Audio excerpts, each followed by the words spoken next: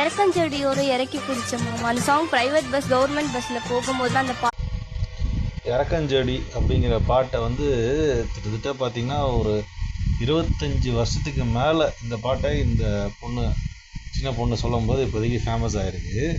எதுக்கு இந்த பாட்டு இதுக்கு பிடிச்சிருக்கு அப்படின்னு சொல்லி லைட்டாக யோசித்து பார்க்கும்போது அந்த பாட்டை நான் யோசித்து பார்க்கும்போது சிவரஞ்சினி அவங்களோட ஃபேஸ் சாயல் இந்த பொண்ணுக்கு அப்படியே இருக்குது.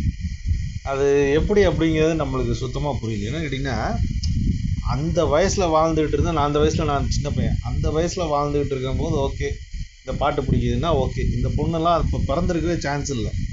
அவங்களுக்கு இது செட் ஆகுது அப்படிங்கும்போது எப்படி அப்படிங்கிற யோசிக்கும்போது இப்படி ஒரு விஷயம்லாம் வந்து இசைக்கு என்னன்னு கேட்டிங்கன்னா அது வந்து ஒரு வேறு விதமான விஷயம்.